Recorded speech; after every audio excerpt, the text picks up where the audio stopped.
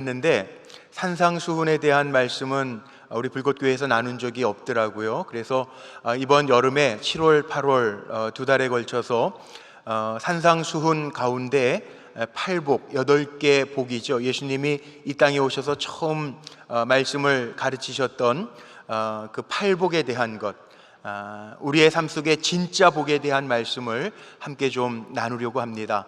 오늘 그 첫 번째 시간으로 천국을 소유한 사람들이라고 하는 제목으로 하나님의 말씀을 전합니다.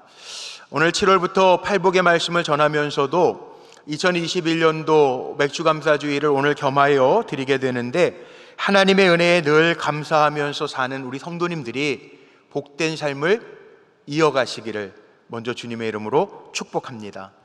복은 참 좋은 거예요. 어려서부터 이 복이라는 단어 한자로도 많이 보면서 자랐습니다. 요즘에는 다 침대 생활을 하시지만 예전에 저희 할머니 할아버지 같이 살 때에는 이불에다가 복복자도 써 있고요, 또 할머니 할아버지 드시는 은수저는 따로 있었는데 그 할머니 할아버지의 수저에는 제가 어렸을 때 그게 무슨 자인지 잘 몰랐는데 복자라고 하는 한자가 쓰여 있고, 요즘에는 오광 같은 거 잘 안 쓰시잖아요. 오광에도 복자 써 있고 숫자 써 있고, 그렇죠. 복이 다 좋아요. 우리 한국 사람들은 복을 너무 좋아해요. 새해가 되면, 요즘에는 아파트 생활 때문에 그런 일들이 별로 없습니다만 옛날에 주택에 살 때에는 아르바이트 학생들이 복조리를 집에다가 던져놓고 며칠 지나서 복조리 값 받으러 오는 친구들도 있었습니다. 복은 다 좋습니다. 또 목회자도 제가 이렇게 말씀 전할 때에도 늘 먼저 축복하는 이유가 있어요. 하나님 복의 근원 되신 하나님이라고 그러는데, 저는 우리 성도님들이 정말 하나님 앞에 복 받는 성도님들 됐으면 좋겠어요. 그렇죠? 오늘 비가 와서 별로 복 안 좋으세요? 날에 따라서? 복이 너무 좋잖아요. 오늘 참 오랜만에 오신 우리 원로 장로님들도 계시고, 우리 송 장로님도 오랜만에 오셨어요. 너무 반갑고 감사하고, 또 우리 저 뒤에 백홍면 권사님은 뇌 수술을 좀 받으셨어요. 그리고 회복하셔가지고 오늘 예배 나오셨는데, 교회 오시니까 얼마나 좋으신지 제가 앉아 계시는 동안에 잠깐 찾아뵀는데 눈물이 글썽글썽 하시는 우리 권사님 뵙고 너무 좋아요. 사실 이렇게 장마철 비가 오면서 요즘에 감염병 때문에 힘들지만, 그래도 하나님 복 주시는 하나님이신 것 우리가 믿고 믿음으로 하나님 앞에 예배하는 여러분들이 얼마나 귀한지 모르겠어요. 우리 한번 옆에 분들을 축복 한번 할까요? 우리 마스크 쓰고 계시지만 하나님 앞에서 복되시기를 바랍니다. 우리 한번 좀 마주 보시고 인사 한번 하고 축복해 주죠. 복되시기를 바랍니다. 복되시기를 바랍니다. 네, 정말 우리 사랑하는 장로님들, 원로 권사님들, 또 이 자리에서 함께 예배하는 모든 분들, 온라인으로 예배에 참여하는 모든 분들이 복되시기를 주의 이름으로 축복합니다. 아멘이시죠? 그런데 목회자도 복을 축복하고 성도님들이 아멘하면서 그 복을 다 받으면 얼마나 좋겠어요. 그런데 애석하게도 축복한다고 복을 받는 것은 아니에요. 어떻게 해야 하나님이 주시는 그 복을 누리면서 살 수 있을까? 아주 쉽게 표현하면 하나님이 복 주시는 자리가 있어요. 하나님께서 인정하시는 복 받을 만한 성품이 있다는 거예요. 오늘 말씀을 보면 하나님께서 복되게 하시는 그 테두리 안에 있는 사람들은 복을 누린다는 거예요. 오늘부터 팔복, 복이라는 단어가 너무 좋은데 이 팔복에 대해서 말씀을 나눌 건데, 산상수훈이 팔복만 있는 것은 아닙니다. 마태복음 5장, 6장, 7장 이 세 장에 걸쳐서 산상수훈, 산상보훈 뜻은 뭐냐? 예수님께서 산 위에서 가르칠 숫자, 가르치는 교훈이라는 거예요. 예수님께서 이 땅에 오셔서 처음으로 제자들, 주님을 따르는 무리들에게 산 위에서 가르침을 주셨다라고 하는 게 산상수훈, 산상보훈입니다. 가장 먼저 복에 대한 말씀이에요. 그래서 팔복, 8가지 복, 팔복에 대한 말씀도 있지만, 산상수훈에는 팔복만 있는 것이 아니라 너희는 세상의 빛과 소금이라, 그리스도인의 영향력도 말씀하고 있고요, 경건한 것, 기도 생활, 그리고 관계, 누구에게 비판받지 아니하고 대접받으려면 너희가 먼저 대접하는 사람이 되라. 변하지 아니하는 황금률, 관계에 대한 말씀도 예수님이 하십니다. 자, 이 산상수훈의 전체적인 흐름이 뭘까요? 예수님이 이 땅에 오셔서 초림하셔서 재림하실 때까지 우리 믿음의 사람들에게 너희는 그리스도인이다, 다르게 살아야 된다, 너희는 하나님의 자녀다, 그래서 너희가 지켜야 할 대강령 교훈들을 말씀하고 계십니다. 그 이유가 있습니다. 주님이 이 말씀을 하시는 데에는 세상에 많은 사람들이 있지만 너희는 구별받은 나의 백성이다, 하나님의 백성이다, 그러니 다르게 살라고 하는 의미에서 산상수훈 우리에게 가르침을 주고 계십니다. 세상 사람들에게 주는 말씀이 아니에요. 오늘 마태복음 5장 3절 말씀을 읽었지만 마태복음 5장 1절, 2절 말씀에 보면 아주 분명하게 나옵니다. 예수께서 무리를 보시고 산에 올라가 앉으시니 제자들이 나온지라 입을 열어 가르쳐 이르시되, 주님을 따라 온 사람들, 주님을 따르겠다고 결심한 사람들, 오늘 식으로 얘기하면 함께 예배드리면서 주님을 바라보고 주님의 말씀을 받고 그 말씀을 교훈 삼아 살겠습니다 고백하는 우리에게 주시는 말씀이에요. 너희는 세상을 살 때 세상과 똑같이 세상 사람들이 살아가는 방법으로 살지 말고 너희는 다르게 살라는 거예요. 그리스도의 정체성을 가지고 다르게 살라는 거예요. 여러분은 어떠신지 모르겠는데 우리가 세상을 살아가다 보면 요즘 특히 더 심하죠. 예수 믿는 사람들이 존경받지 못하는 시대여서 너무 마음이 아픕니다. 세상 사람들이, 믿는 사람들이 신앙생활을 잘 못할 때 이렇게 조롱하는 말을 던집니다. 야, 너도 별 수 없어. 예수 믿는다고 별 수 없어. 우리하고 다르지 않아. 이 조롱 섞인 비난 속에 우리는 그 소리를 들을 때마다 아, 내가 신앙생활을 잘못하고 있구나, 내가 예수 믿는 사람인데 다르게 살지 못하고 있구나, 상처가 되기도 합니다. 산상수훈 가운데에는 하나님의 사람들, 하나님을 믿고 따르는 사람들은 다르게 살아야 된다라고 하는 교훈을 분명하게 주고 있습니다. 우리는 적당하게 세상 사람들이 누리는 복을 누리면서 만족해하고 기뻐하는 사람들이 아니라, 심지어는 이스라엘 백성들, 출애굽한 백성들이고 하나님이 인도하셔서 가나안 땅의 복을 누리게 하셨지만 너희는 세상 속에 푹 빠져 살고 그들과 혼합되어 살지 말고 하나님의 백성답게 살라고 말씀해 주셨는데, 예수님께서는 심지어 그 당시에 유대 종교 지도자들, 바리새인과 서기관들, 그들이 추구하는 의보다 더 나아간 의를 추구하라고 말씀하고 계신데, 우리는 세상 사람들이 누리고자 하는 복, 거기에만 만족하지 말고 진짜 복, 예수님이 이 땅에 오셔서 말씀해 주시는 이 진짜 복을 누리면서 하나님 나라를 체험하라고 하는 교훈이 말씀 속에 담겨져 있습니다. 그래서 팔복을 말씀을 나누는 동안에 우리 성도님들이 우리에게 주시는, 믿음의 사람들에게 주시는 말씀이기 때문에 우리가 먼저 배우고 느껴야 될 게 있어요. 진짜 복이 무엇인지를 우리는 깨달아야 돼요.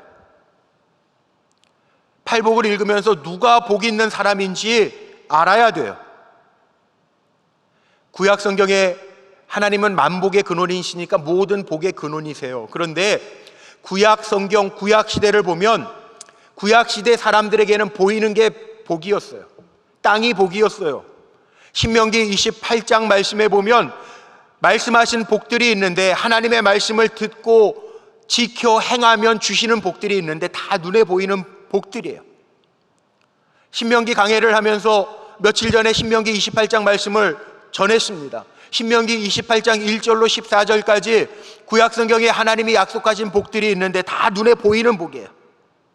떡반죽 그릇에도 복을 주시고, 우양 염소의 새끼에도 복을 주시고, 실과에도 복을 주시고, 머리가 될지언정 꼬리가 되지 않게 하시고, 앉은 자리에도 복을 주시고, 들어가도 복을 주시고, 나가도 복을 주신대.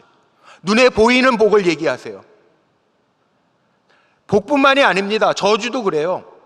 성경에, 구약 성경에 나와 있는 저주, 하늘에서 불이 내려와서 땅을 삼키는 저주도 있습니다. 눈에 보이는 거예요. 병들어 연약해 나병드는 저주도 있습니다. 눈에 보이는 거예요. 복과 저주가 다 눈에 보이는 거예요. 눈에 보이는 복과 저주를 구약 성경에서 이야기하기 때문에 사람들은 종종 복에 대해서도 저주에 대해서도 오해할 때가 있어요. 우리도 종종 오해하잖아요. 야, 저 사람 예수도 안 믿고 저렇게 살아가는데 왜 복을 받지? 세상의 복으로만 생각할 때가 있어요. 오해할 때가 있어요. 우리가 신앙생활하면서 야, 저분 같은 사람이 없는데, 저렇게 예수 믿는 분이 없는데, 정말 본이 되는 분인데 왜 저분은 연약해졌지, 질병 걸렸지, 왜 물질의 시험을 받지? 우리가 오해할 때가 있어요. 눈에 보이는 복은요, 사람들에게 오해를 받을 소지가 있습니다. 그런데 신약 시대에 와서 예수님께서 이 땅에 오셔서 제자들을 부르시고 나서 가장 먼저 가르침을 주실 때 복에 대한 말씀을 하세요. 사람들이 동서고금을 막론하고 복을 다 좋아하는데 진짜 복이 무엇인지를 예수님이 말씀하시는데, 그 예수님이 말씀하시는 복에는요, 오해의 소지가 없어요. 예수님 말씀하시는 복이 뭡니까? 우리가 하나님의 자녀 되었다는 거예요. 예수님이 말씀하시는 복이 뭡니까? 영생에 대한 거예요. 구원에 대한 거예요. 심령에 대한 거예요. 천국에 대한 거예요. 주님이 말씀하시는 복은요, 눈에 보이지 아니하지만 오해의 소지가 없어요. 진짜 복이라는 거예요.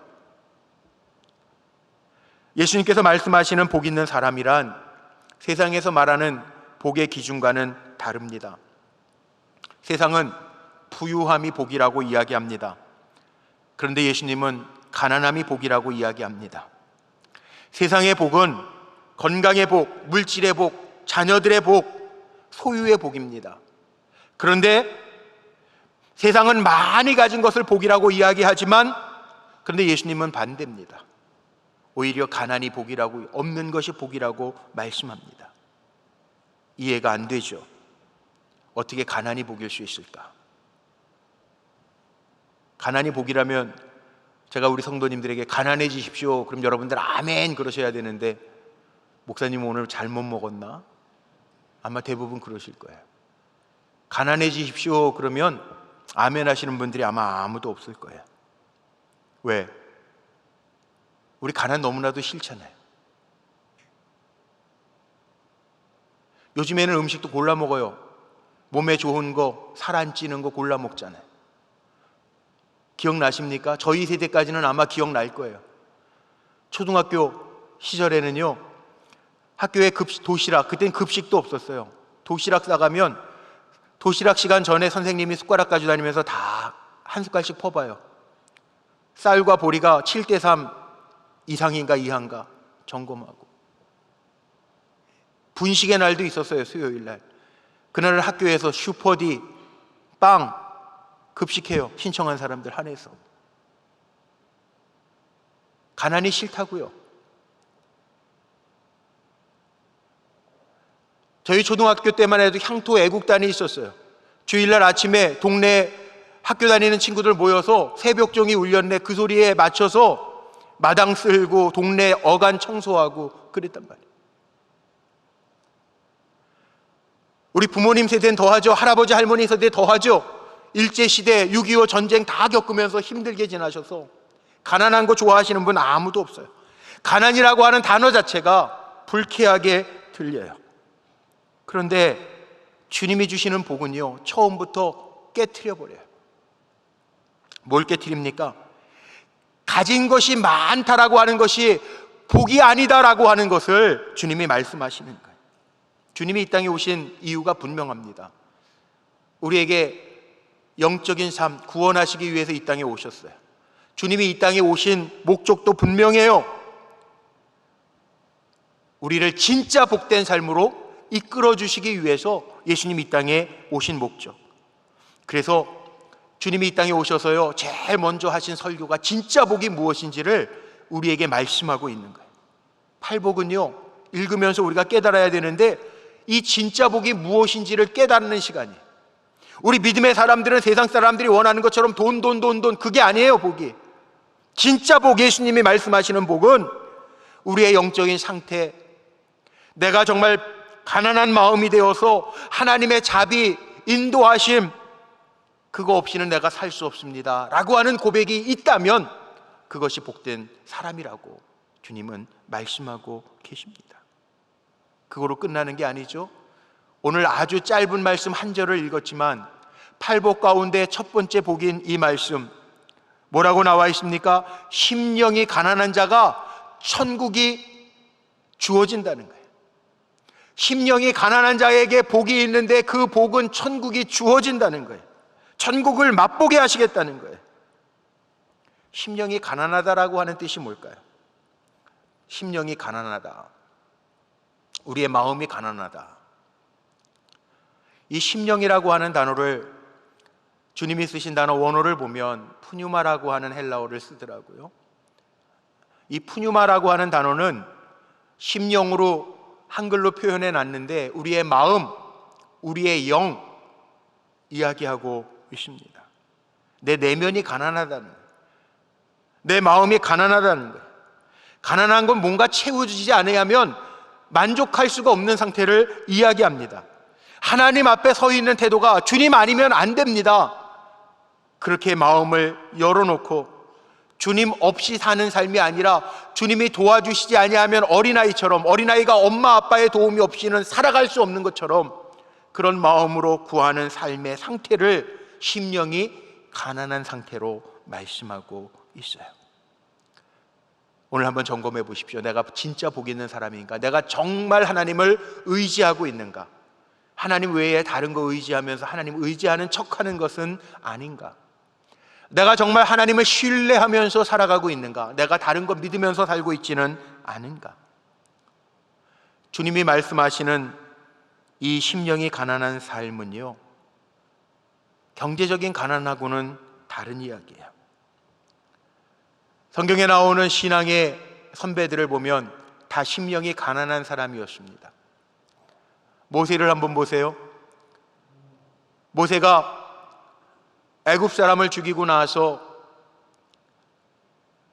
광야로 숨어 들어가서 40년 동안 목자의 삶을 삽니다.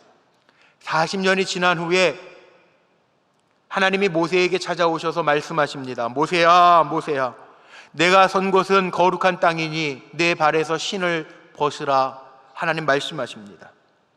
모세는 이 놀라운 일을 경험하면서 하나님 앞에서 이렇게 고백하죠. 나는 하나님이 찾으시는 그 사람이 아닙니다. 하나님, 나는 말할 수 없습니다. 자기를 부정합니다. 하나님을 만났는데 하나님 맞습니다. 내가 하나님 찾으시는 바로 그 사람입니다. 내세우지 아니하고 하나님, 나는 능히 감당할 수 없는 사람입니다. 나는 말도 제대로 할 수 없는 사람입니다. 자기 부정합니다. 이게 가난입니다. 하나님 앞에서 자기는 아무것도 아님을 고백할 수 있는 것, 이것이 심령이 가난한 상태입니다. 예수님도 그러셨어요. 빌립보서 2장 6절 이하의 말씀에 보면 예수님을 설명하면서 사도 바울은 이렇게 얘기해요. 그는 근본 하나님과 본체시고 하나님과 동등되시나 그 동등됨을 취하지 아니하시고 자기를 비워서 가난하게 해서 종의 형체를 가지고 이 땅에 오셔서 우리를 위하여 죽기까지 사랑하셨는데 그래서 십자가에서 못 박혀 죽으심이라고 예수님을 소개하고 있어요. 예수님 하나님과 동등됨을 취하지 아니하시고 자기를 비워서 종의 형체를 가지셨다는 거예요. 스스로 가난해지신 분이 예수님이라는 거예요. 예수님 이 땅에 오셔서 가난한 자들을 찾아주시고 연약한 자들을 고쳐주시고 죄인된 자들에게 찾아가셔서 해방을 선포하시고 하나님이 인정하시는 길을 걸어갑니다. 예수님 스스로도 마가복음 10장 45절 말씀에 보면 그렇게 고백하시죠. 인자가 이 땅에 온 이유는 섬김을 받으러 온 것이 아니라 내가 오히려 섬기려고, 목숨까지 내어주면서 너희를 섬기려고 왔다라고 예수님 말씀하십니다. 예수님 스스로 가난해지셨다는 거예요. 이렇게 가난하게 사는 사람들에게 예수님 뭐라고 말씀하세요? 저희가 복이 있는데 천국이 저들의 것이라. 천국이 저들의 것이라. 하나님 나라가 그들의 것이라. 하나님의 나라가 뭡니까? 하나님이 직접 통치하시고 관여하시는 곳, 그것이 하나님의 나라예요. 예수님이 말씀하시는 진짜 복은요, 소유의 개념이 아니고 내가 하나님의 다스림을 받는 상태, 그것이 복이라는 거예요. 심령이 가난한 자에게는 복이 있다, 행복할 것이다. 심령을 하나님이 다스려 주시는 사람이 복이 있다는 거예요. 하나님의 자녀로 살아가는 사람이 복이 있다는 거예요. 신분의 상태를 이야기하는 겁니다. 하나님의 자녀가 되어서 살아가는 것이 행복하다라고 하는 말씀입니다. 세상적인 야곱이 아니라 이스라엘이 되어서 주님 아니면 안 됩니다라고 하는 고백을 가지고 사는 사람이 복이 있다라고 하는 이야기입니다. 내 힘으로 사는 사람이 아니라 주님 안 계시면 나는 도저히 살 수가 없습니다, 고백하는 사람이 복이 있다라고 하는 말씀입니다. 말씀을 준비하면서 유진 피터슨이 쓴 메시지 성경이라는 게 있습니다. 성경이 번역본이 많이 있는데 100세 사시고 가신 유진 피터슨, 재작년에 천국 가셨죠. 그분이 쓴 성경이 있어요. 그분이 쓴 게 아니라 번역한 성경이죠. 지금 현대어로 번역한 성경에 보면 이 마태복음 5장 3절 심령이 가난한 자는 복이 있나니 천국이 그들의 것이며, 이거를 이렇게 번역해 놨어요. 벼랑 끝에 서 있는 너희는 복이 있다. 너희가 작아질수록 하나님과 그분의 다스림은 커진다. 이렇게 번역했어요. 더 이해가 되죠? 내가 작아질수록 내 자금을 인정하는 것, 그게 가난이고, 나의 무능을 인정하는 것, 그게 가난이고, 나는 벼랑 끝에 서 있어서 내 힘으로 어찌할 바가 없습니다라고 고백하는 것, 그게 가난이고, 그렇게 고백하는 사람이 복이 있는데, 그때서부터 하나님의 다스림이 커질 거라고 하는 말씀으로 하고 있습니다. 자, 여기에서 저는 진짜 복의 개념을 이렇게 정리하고 싶어요. 진짜 복은 뭐냐? 나를 비우고 하나님의 다스림을 받는 것, 이게 복입니다. 아멘? 나를 비우고 하나님의 다스림, 진짜 주인 되신 하나님이 내 삶을 다스려 주시는 것, 이게 복이라는 거예요. 하나님이 다스려 주시면 돼요. 염려하지 마세요. 우리나라의 집에 대한 이야기들이 있는데 재밌는 이야기가 있더라고요. 우리나라가 담이 없었대요, 원래. 민속촌 한번 가보세요. 물론 100칸짜리, 99칸짜리 집이 민속촌에도 있더라고요. 그런데 거기에는 정말 기와 땀들이 있어요. 초가집들 한번 가보세요. 담이 없어요. 우리나라 고가를 연구해 본 분이 그런 기사를 썼어요. 국민소득 1000불도 안 될 때에는요, 빼앗아 갈 것도 없고 뺏길 것도 없다는 거예요. 담이 없었다는 거예요. 그래서 옛날 어르신들은 그런 얘기 하죠. 내가 그 집 너무 형편을 잘 알아. 숟가락이 몇 개인지도 다 알아. 그런 얘기 하잖아요. 빼앗길 게 없으니까, 가져갈 것도 없으니까, 다 못 사니까. 근데요, 자기께 생기기 시작하면서 담을 높이기 시작하는데,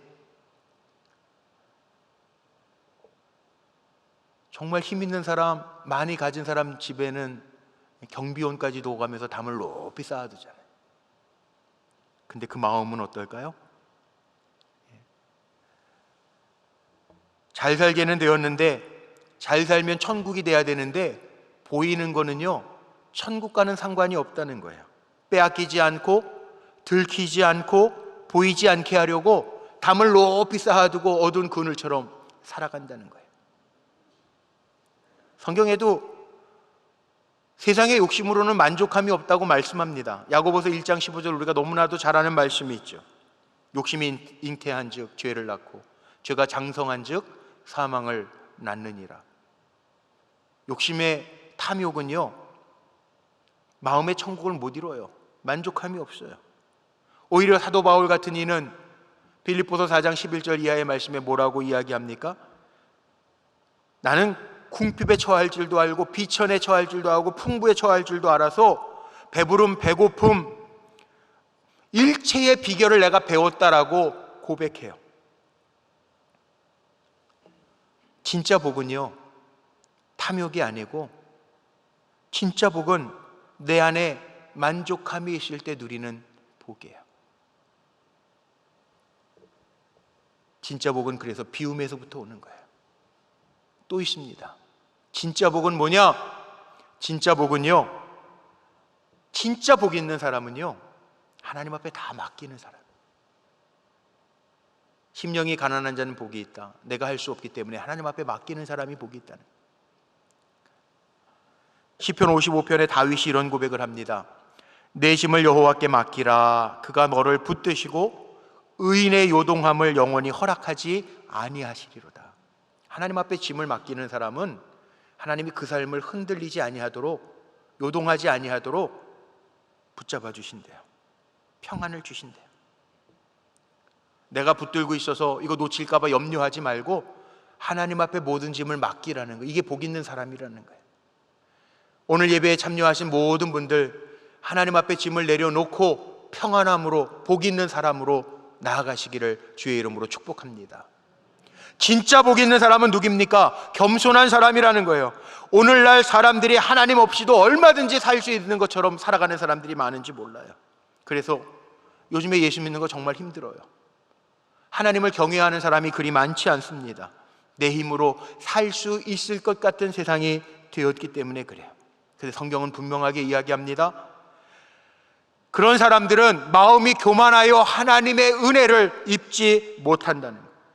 그러나 심령이 가난한 사람은 나는 할 수 없습니다. 하나님 앞에 맡기고 겸손하게 하나님 앞에 낮아져서 살기 때문에 겁낼 게 없어요. 다윗은 그 진리를 알았습니다. 그래서 물질이 목자가 아니에요. 돈이 나의 목자가 아니에요.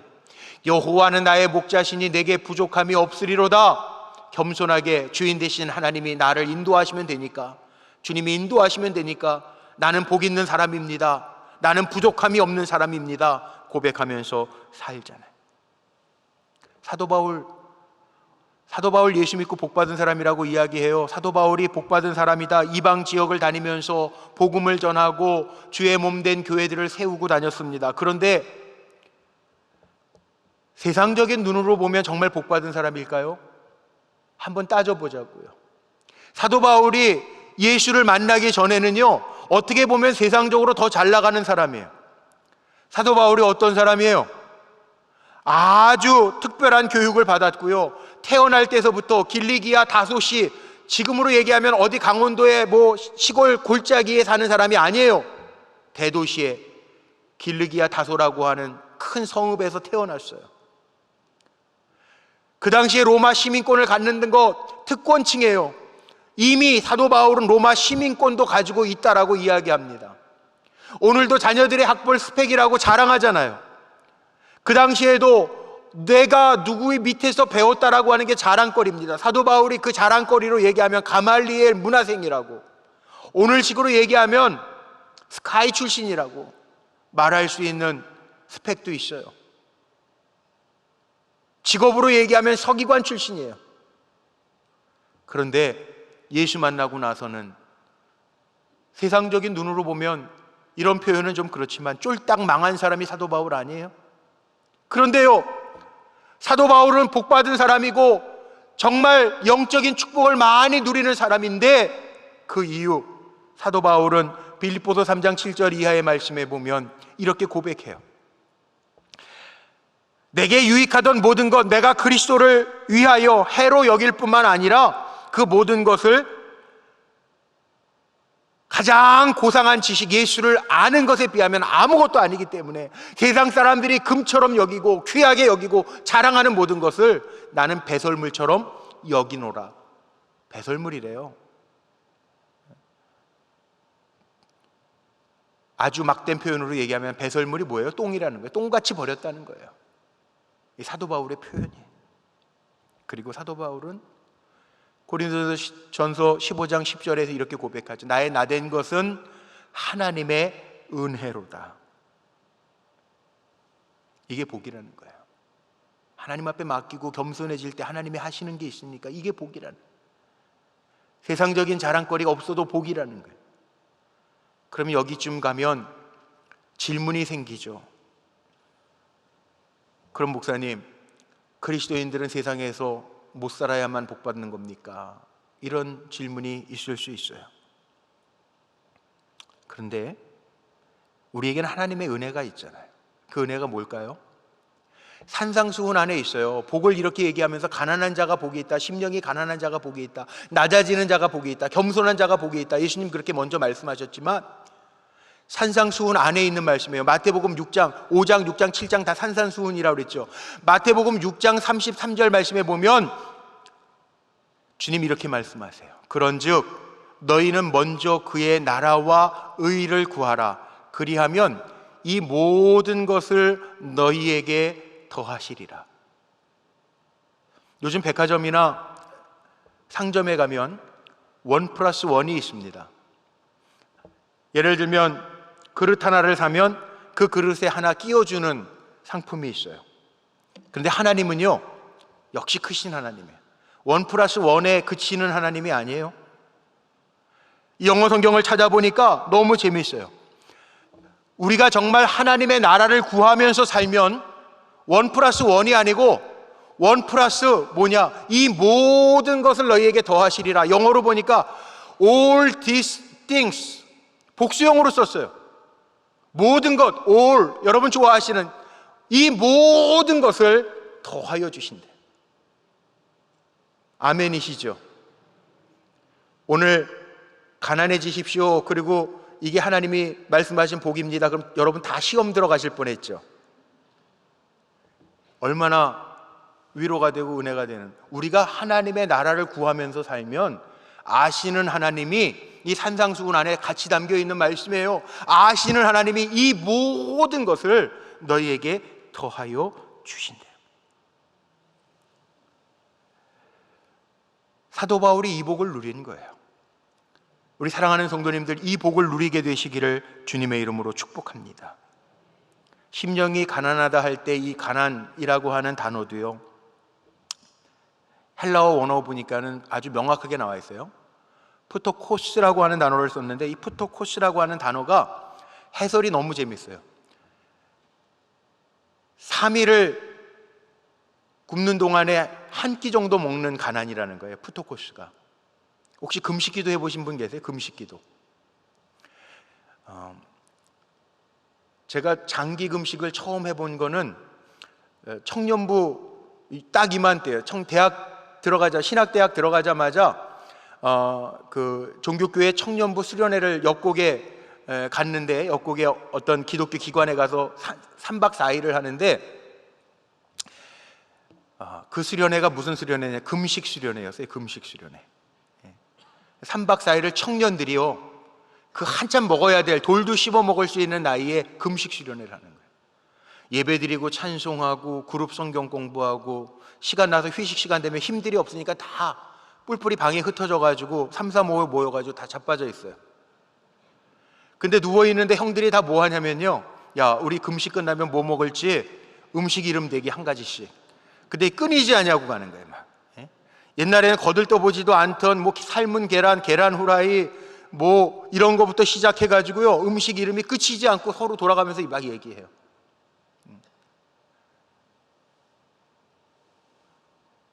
목회하면서 제가 일주일 금식은 해봤어요. 일주일 금식. 일주일 금식하는데, 금식할 때 제일 힘든 날이 3일째 넘기면은 그 금식은 성공을 한다고 그래요. 보통 3일째가 제일 힘들어요. 근데 일주일 금식하면서도요, 제가 얼마나 참 웃겼는지요. 일주일 금식하고 토요일 날 12시에 금식 해제다 그러면은요, 11시 반부터 집사람에게 밥상 준비해 놓으라고. 시간이 왜 이렇게 안 가는지. 전자밥통 뚜껑 열어놓고 그 냄새만 맡아도 막 행복해지는 거 있죠. 이 가난이라는 게 그런 뜻이라는 거예요. 이 푸토코스라고 하는 단어가 그런 의미라는 거예요. 굶었을 때 그렇게 사모하는 마음으로 음식을 찾는 마음처럼 오직 주님만을 찾는 사람이 복이 있다라고 하는 말씀이에요.